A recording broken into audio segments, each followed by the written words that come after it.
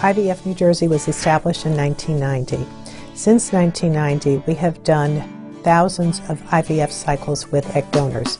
As a result, we are extremely experienced in both dealing with egg donors as well as managing their cycles.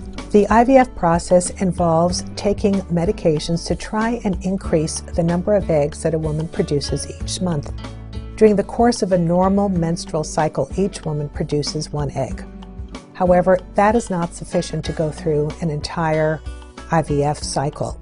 And so what we do is we give the egg donors, as we do normal IVF patients, medications to try and increase the number of eggs that they produce.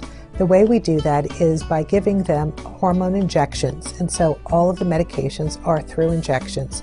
But the hormones contain hormones that the body normally produces. 2 hormones specifically called FSH and LH that are produced in your brain are given via injection.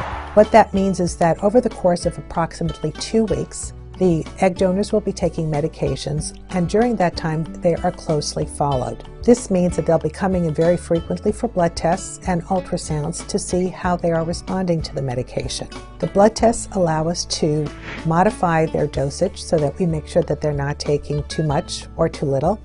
And the ultrasounds allow us to follow the growth of the egg follicles so that we know when they're actually ready to finally undergo the retrieval. The retrieval process involves undergoing very heavy IV sedation so the patient is completely asleep. It's not general anesthesia whereby people think of a tube being put down your throat, but it's just IV sedation.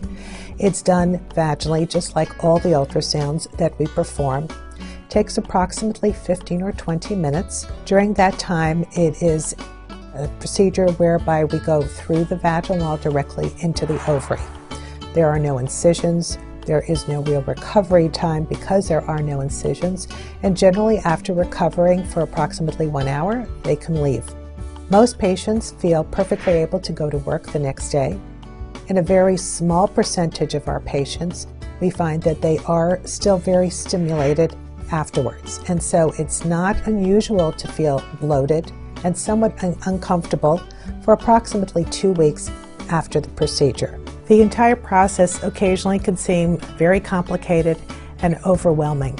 However, at the end of the day, almost all of our egg donors are so happy that they were able to contribute to a family becoming a family and feel that it was certainly something that they would do again.